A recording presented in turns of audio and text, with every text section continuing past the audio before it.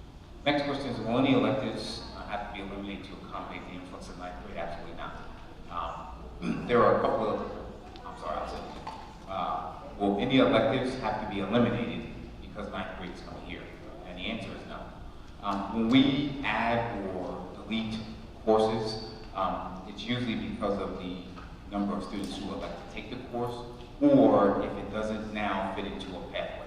So when we do our course and studies book for next school year, there are very few that we're looking to delete because it really doesn't fit into a pathway anymore. And we're looking to probably eventually maybe add a few. But if anything with ninth grade coming here, the program is probably actually going to get better. And what I mean by that is having ninth grade students have an opportunity to really get something like Project Lead the Way off the ground, which would be a STEM program, the beginning of a STEM program, and to look at the creation of a STEM lab here. And I'm hoping that that will be an add to our AP program that we have here. Currently, AP-wise, we have probably about anywhere between 400 and 500 students who access the AP courses. If we could get to a point where obviously we could get to 600, 700, that would be actually great. So, absolutely not, we will not be eliminating any courses because ninth grade is coming here. How will the students be transitioned back into Reading High School after returning from the Credit Recovery Board Day Academy? So from the credit recovery, we have two times where a student can come back. A student can come back at the semester break, and they can come back at the end of the year.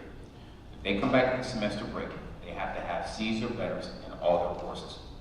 At that point in time, almost like I do when I have meetings, the alternative program, before students come back, we sit down with the student, we sit down with the assistant principal, we will also sit down with the family and make an informed decision that if they come back, how does that success continue? Here's what you do not want. I have gone from a small environment with 300 students, I come back here to 3,500 students, and I get sucked into the things and the not going to class and not going to school that I did before, that caused me to go there. So that is going to be a decision, that is going to be a team decision. Everyone will be there, and then we will make a recommendation whether or not that student is to return. So that is not something that I'm going to say, yes, you can come or go. That is going to be something that myself, the assistant principal that's there, the student, and the family decide, this is what is best for the child, to stay or to come back. If they do come back, we would then be very selective with their schedule, make sure at that point in time they are transitioned into the same classes that they had at the credit recovery site, so that the transition is good for the student. Probably personally, my preference would be for them to finish the year, because I think that would be enough to make sure they have a basis and they've completed all their coursework, and now when they come back, they sort of have a fresh start in August. But we will allow students to come back after semester break, but that is definitely going to be a team decision whether or not that happens. Thank you, and we had somewhat of an agreement to try to get out of it within an hour. I have the pleasure of having some lectures here, and two questions I'm going to address. If you have more questions, and I want to be sensitive to the group's time, if you have more questions, we're going to stay around. I don't want to hold everybody here if you don't have more questions. This question is, how will you manage 8th graders in such a large space in Reading Intermediate High School? Will you close some areas? The answer to that is yes. The intent by having 8th grade there for 1 year is to renovate the building while they're in it. Similar to renovations that have been conducted in Amanda Stout. Renovations just as recent in Northeast Middle School, where the construction teams work around the kids. So they will be there, but the building will be shut down in certain areas that have some of the renovations take place. There's a question here in regards to, my child has an IEP and it currently has a one-on-one in class. Will you be accommodating that in this budget move? Budget moves don't impact IEP requirements. A student's educational plan is a student's educational plan. Okay, you have to educate them. The IEP says they have a one-on-one. The school district, it says that the school district works with the parents and a provider to provide a one-on-one. That's what we have to do. When we talk about budget constraints from the state level And again, special ed is another funding source. Budget constraints from the state level impacts us with the delivery, with our facilities and maintenance. Affects us with having money in regards to general fund. How do we make payroll and things of that nature? When it gets down to impacting student programming, that's when, as the administrative team, and we've done this 2 years ago, we had to exercise some options in regards to financing and refinancing to make sure the district can continue to run. But that has nothing to do with IEP. The kids have an IEP, their services need to be delivered accordingly. There's a great question here, because I applaud, and I think this was Mrs. Murray and I were talking about this. I said, this is an excellent question, and then Mr. Moran comes up here and gives the answer to the question, and then you can see it. I applaud you for giving up the time tonight. I mean, even though it's an hour that you could have been doing something else, but you came here because you're concerned and want to get the information about your child's education, or perhaps the delivery of instruction for the kids you're going to have in front of you. I applaud you for that. And the question is, when are we going to get parents more involved and accountable? My recommendation is this, and Mr. Moran, this is Mr. Moran's answer, and I'll piggyback on it. These decisions, the information is going to be shared with the board. Once the board has the opportunity to go through the data, it's going to be released. Please mobilize your friends, your colleagues, to come to the committee of the whole meetings. The committee of the whole meetings happen every third Wednesday of the month. And then the board meeting, which is a voting meeting, happens the fourth Wednesday of every month. Mobilize your colleagues, again, your colleagues, your friends, your neighbors, other parents, to come to these committee of the whole meetings. These are tremendous brainstorms around some of the information that's presented, and we want to hear your feedback. Also, we're designing again a link on the webpage for you to push feedback through the webpage also, because we don't want to do this in the dark. Tonight's intent, again, was to share with you what has been going on the past 3 years to build up to this decision for a few reasons. And I want to close with these succinct on this. We wanted you to make sure that you know that there is a plan. And we're trying to get the best plan for all of the children in the district, in the school district. Number two, there's a plan. This isn't being done, this isn't going to be done to anyone. We're going to be very transparent with the decision-making parts of this plan. 3, we're going to show you the data, show you the numbers, talk about the program, talk about the orientation activities, talk about the courses. We want to share as much as we can as possible, because we don't want this to happen as some staff members and some parents and community have said, like, they didn't know what was going on with the intermediate high school. We want to make sure there's information out there often. So this is one event of several to come. So please, we're going to post it. I mean, all of you do a great job on our social media, getting information, pushing back information, things of that nature.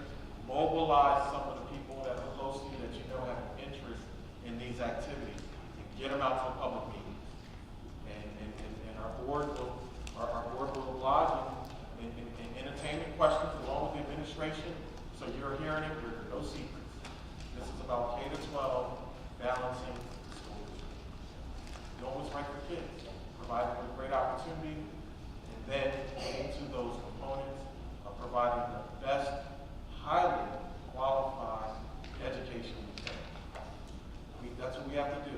Big Red School District is on the road to becoming more efficient, more flexible, being able to have different or various opportunities for students to learn.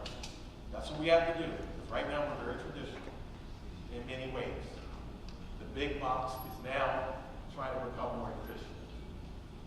So in closing for the third time, before Jim Murray jumps on me, is I think of our school district. The castle is a magnificent building, and it is a large building. And so there are always comparisons between businesses and schools. And there are some things that businesses do better than schools. They're able to be more agile, more efficient, able to be able to change on the drop of a dime at times, over a period of time, to be able to serve the customer. The best example that I found these things resonate with me, and this is how I want you to approach, because I'm visual, I'm a former English teacher, visual learner here. When you look at Walmart superstores, remember that was the craze, the buzz back early 2000s. Walmart created these huge superstores, like the one in Wyomissing, because it started out as a big box store, and then they found out that, hey, we can actually put markets in these stores. We can actually put auto in these stores, tires and all this stuff, and they became very big. Then times changed. We had outlets here, we had big malls, the 70s, the 80s, the malls, and now malls are becoming town centers with Whole Foods in them, and things of that nature where they look like town centers. And as you move down, as going down Route 995 into Maryland, I'm approaching some of these shopping centers, and they have Walmarts in them. Walmarts that look like Rite Aids, with foods in them that compete with Whole Foods. The big box brand is steadily learning how to become more flexible, how to address the customer's needs in the areas that they serve. That's our challenge here. The demographics have changed in the city. The population in the neighborhoods have changed. The school district cannot remain the same. We have to become more efficient and more agile to be able to meet the needs of all of our kids. That's the premise behind it.